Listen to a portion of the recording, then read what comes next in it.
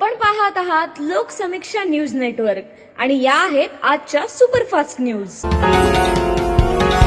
या बातमीपत्राचे प्रायोजक आहेत नंदिनी कलेक्शन, फक्त महिलांचे परिपूर्ण दालन, माऊली निवास, कल्याण मंडपमच्या बाजूस, यशोधन नगर, परभणी। नमस्कार, मी प्रभू दिपके लोकसमीक्षा न्यूज नेटवर्क मध्ये आपलं स्वागत करतो। आपण पाहत आहात परभणीचं एकमेव बातमीपत्र Loksamiksha superfast. Red apple exclusive MIDC परिसर, परभणी। परभणी महानगरपालिकेच्या विविध प्रभाग समित्यांच्या वतीनं अतिक्रमणकर्त्यांच्या विरोधात शुक्रवारी देखील मोहीम राबविण्यात आली आहे। अनेक ठिकाणच्या अतिक्रमणांवर मार्किंग करण्यात आली। प्रभाग समिती ब चे सहाय्यक आयुक्त सोमनाथ बनसोडे यांच्या नेतृत्वाखाली पथकानं नारायण ताळ ते छत्रपती शिवाजी महाराज चौक ते ग्रँड कॉर्नर या परिसरात मार्किंगचं काम पूर्ण केलं। तर प्रभाग समिती क च्या सहाय्यक आयुक्त प्रिया गोरखे यांच्या नियंत्रणाखालील पथकानं वांगी रस्ता ते छत्रपती शिवाजी चौकापर्यंतच्या रस्त्यावरील मार्किंगचं काम पूर्ण केलंय। सोमवारपासून मार्किंग केलेल्या भागामध्ये अतिक्रमण काढण्यास सुरुवात केली जाणार असल्याची माहिती महापालिका प्रशासनानं दिली आहे। अतिक्रमण काढण्यात आलेल्या परिसरामध्ये नालेसफाई तसंच परिसर निर्जंतुकीकरणाचं काम देखील युद्ध पातळीवर महापालिकेच्या वतीनं राबवण्यात येत आहे। मलेरिया विभागाच्या मार्फत त्या ठिकाणी धूर फवारणी देखील केली जाते। अतिक्रमणधारकांची नाव नोंदणी व मालमत्ता क्रमांक नोंदणीचं काम देखील मोठ्या वेगात सुरू आहे। अतिक्रमणकर्त्यांनी आपापली अतिक्रमण स्वतःहून तात्काळ हटवावीत, अन्यथा सक्तीनं ती हटविली जातील असा इशारा महापालिकेचे आयुक्त तथा प्रशासक धैर्यशील जाधव यांनी दिला आहे। गौण खनिजाची बेकायदेशीर वाहतूक तुम्ही करत आहात, हायवा आणि जेसीबीद्वारे हे बेकायदेशीर कृत्य करत असून तुम्ही त्यासाठी मला दररोज 10,000 रुपये द्यावेत, अन्यथा ही माहिती मी पोलीस व तहसील कार्यालयास कळवील असं धमकावून हायवा व जेसीबी मालकाकडून 50,000 रुपयाची लाच सोनपेठ तालुक्यातल्या वडगाव स्टेशन येथील पोलीस पाटील रामेश्वर बचाटे यांच्यासह वैजनाथ बचाटे या खासगी व्यक्तीला लाचलुचपत प्रतिबंधक विभागाच्या एका पथकानं शुक्रवारी ताब्यात घेतलंय। 21 मार्च रोजी वडगाव स्टेशनचे पोलीस पाटील रामेश्वर बचाटे यांनी तक्रारकर्त्याला भेटून तुम्ही दोघेजण गौण खनिजाची बेकायदेशीर वाहतूक करत आहात असं धमकावून प्रत्येकी 5,000 रुपये याप्रमाणे 10,000 रुपये दररोज द्या, अन्यथा पोलीस व तहसील कार्यालयाला माहिती देईल असं धमकावलं। त्याचबरोबर तक्रारकर्त्याकडे 1.5 लाख रुपयाची मागणी केली। तडजोडी अंती 50,000 रुपये व नंतर 75,000 रुपये असे एकूण 1,25,000 रुपये द्यायचे ठरले। मात्र तक्रारकर्त्याची इच्छा नसल्यामुळे त्यांनी तात्काळ लाचलुचपत प्रतिबंधक खात्याकडे तक्रार केली। या खात्यानं 23 मार्च रोजी पंचासमक्ष संबंधिताची पडताळणी केली, तेव्हा पोलीस पाटलानं लाचेची रक्कम वैजनाथ बचाटे याच्याकडे द्याव्यास सांगून रक्कम स्वीकारण्यास संमती दर्शवली। एसीबीच्या पथकानं शुक्रवारी पंचासमक्ष सापळा रचला, तेव्हा तक्रारकर्त्याकडून वैजनाथ बचाटे हा लाचेच्या रकमेचा पहिला हप्ता 50,000 रुपये स्वतः स्वीकारताना रंगेहात पकडण्यात आला। त्याचबरोबर पोलीस पाटील रामेश्वर बचाटे याला देखील पथकानं तात्काळ ताब्यात घेतलंय। सततचे दवाखाने करून कंटाळलात? आता शेवटचा उपाय। डॉक्टर गोविंद कामटे यांचे बालाजी आयुर्वेदिक निसर्गोपचार केंद्राला भेट द्या। शुगर, मूळव्याध, ॲलर्जी, सोरायसिस, गजकर्ण, दमा, लठ्ठपणा, गुडघेदुखी, कंबरदुखी, वात, गाठीचे आजार, लकवा, केस गळणे, मूतखडा, सफेद डाग यांसारख्या जुनाट आजारांवर खात्रीशीर उपचार केले जातात। दारू सोडवण्यासाठी विशेष उपचार उपलब्ध। संपर्क डॉक्टर गोविंद कामटे, आयुर्वेद विद्याविशारद, बालाजी आयुर्वेदिक निसर्गोपचार केंद्र, तलाठी कार्यालयाच्या बाजूला, वसमत रोड, परभणी। संपर्क 9921691008। परभणी तालुक्यातल्या टाकळी कुंभकर्ण येथील रोहित वावळे याला मोबाईल व खर्चासाठी पैशाचे आमिष दाखवून ऊसतोड कामासाठी नेत पाण्यात बुडून अमानुष मारहाण करून जीवे मारल्याप्रकरणी गुन्हा नोंद करावा आणि आरोपीवर कठोरात कठोर कारवाई करावी अशी मागणी पोलीस अधीक्षकांकडे निवेदनाद्वारे करण्यात आली आहे। सत्यशोधक युवा संघाच्या वतीनं हे निवेदन देण्यात आलं असून निवेदनावर लखन चव्हाण, उत्तम वावळे, शिवाजी नेटके, सुनील शिंदे, बाबासाहेब शेजुळे, श्याम गवारे, रोहित परसोडे, बालाजी क्षीरसागर, पवन शिळके, दिनेश चांदके, गोविंद कांबळे आदींच्या स्वाक्षऱ्या आहेत। निवडणूक संपलीये, मी निवडून आलो, आता मी पाथरी विधानसभेतील प्रत्येक नागरिकाच्या हक्काचा आमदार आहे।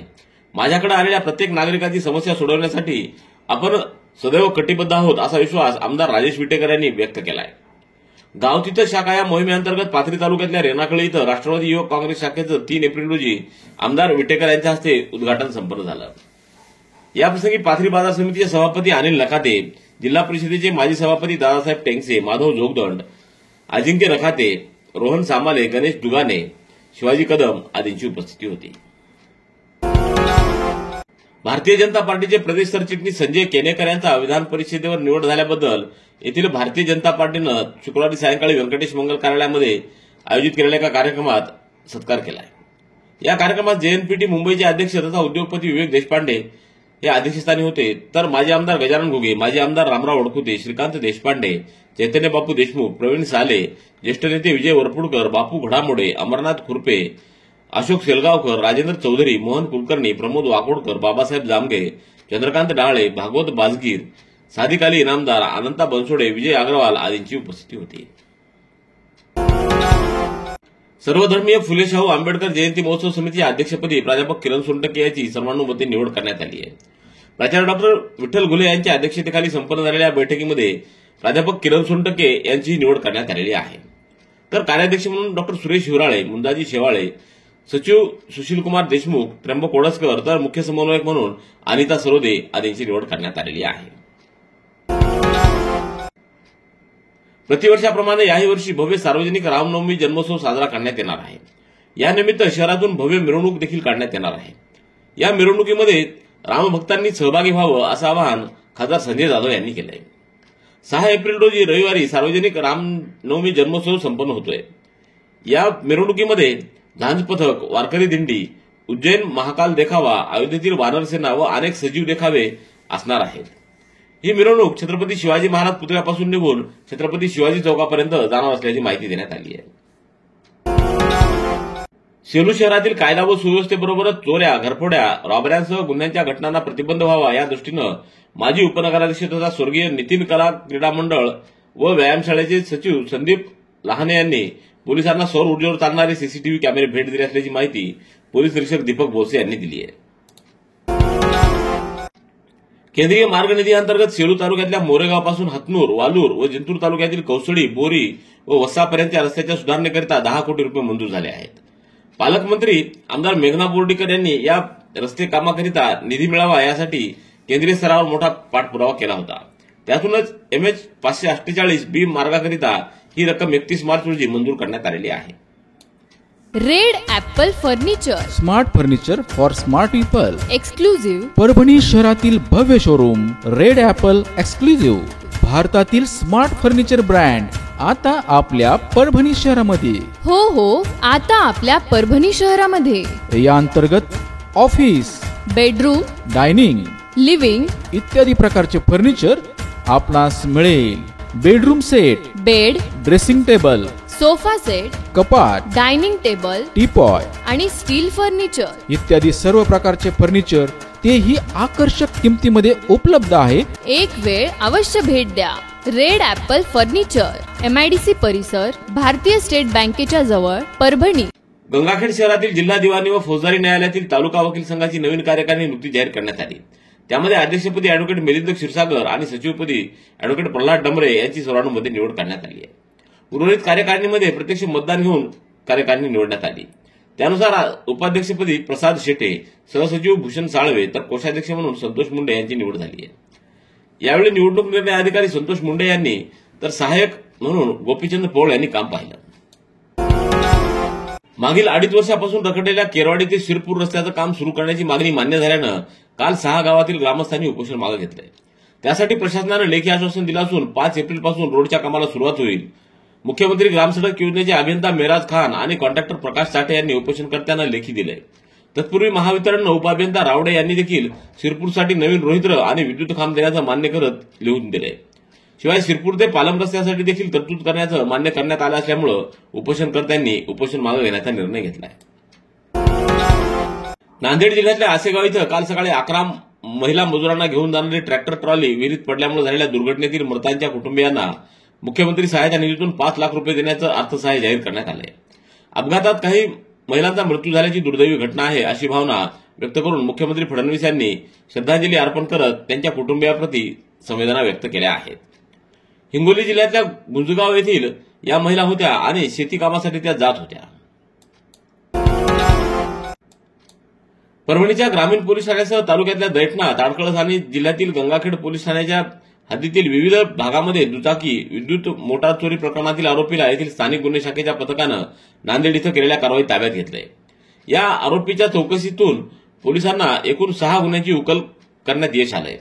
स्थानिक गुन्हे शाखेचं पथक घरफोडी दुचाकी चोरीच्या अनुषंगानं माहिती घेत असताना ग्रामीण पोलीस ठाण्यात दाखल दुचाकी चोरी प्रकरणातील आरोपी कालासिंग दुधानी हा नांदेड शहरात असल्याची माहिती मिळाली। या माहितीच्या आधारे पथकानं नांदेड इथं जाऊन त्याचा शोध घेतला। नांदेडच्या गुरुद्वारा परिसरात हा असल्याची माहिती मिळाल्यानंतर पथकानं शिताफीनं कारवाई करून त्याला ताब्यात घेतलं। जिंतूर येथील शासकीय तंत्रनिकेतन महाविद्यालयामध्ये मूलभूत सोयी सुविधांचा अभाव असून वर्षानुवर्षापासून विद्यार्थी सोयी सुविधांअभावी कसेबसे शिक्षण घेऊ लागले आहेत। प्रशासनाच्या अनागोंदी व ढिसाळ कारभारामुळे विद्यार्थ्यांचं मोठं नुकसान होत असून त्यांचा हाल होत आहे।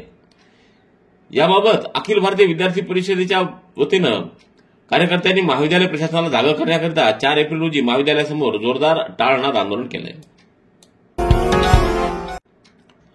परभणी तालुक्यातल्या सिंगणापूर इथं पंच वटवृक्षाच्या सानिध्यात निसर्गरम्य ठिकाणी असलेल्या तीर्थक्षेत्र जागृत हनुमान रोकडोबा देवस्थान मंदिरामध्ये 5 एप्रिल पासून अखंड हरिनाम सप्ताह आणि श्रीराम कथा ज्ञानयज्ञ ग्रंथराज ज्ञानेश्वरी पारायण सोहळा आयोजित करण्यात आला आहे। रामायणाचार्य हरिभक्त पारायण हरिदास महाराज कानसूरकर हे कथा वाचन करणार आहेत। सिंगणापूर येथील श्री रोकडोबा जागृत देवस्थान मंदिरामध्ये श्रीरामनवमी ते हनुमान जन्मोत्सवानिमित्त 5 ते 12 एप्रिल दरम्यान आयोजित या सप्ताहामध्ये दैनंदिन धार्मिक विधीसह ख्यातनाम कीर्तनकारांची कीर्तन होणार आहेत। रेड ऍपल एक्सक्लुझिव्ह एमआयडीसी परिसर परभणी। याबरोबरचे बातमीपत्र संपलं। पुन्हा भेटूया उद्याच्या सुपरफास्ट बातमीपत्रात। पाहत रहा लोकसमीक्षा। तुम्हाला हे बातमीपत्र कसं वाटलं याबद्दल आपली प्रतिक्रिया नोंदवा। दररोजचे अपडेट्स मिळवण्यासाठी लोकसमीक्षा चॅनलला सबस्क्राईब करा। धन्यवाद।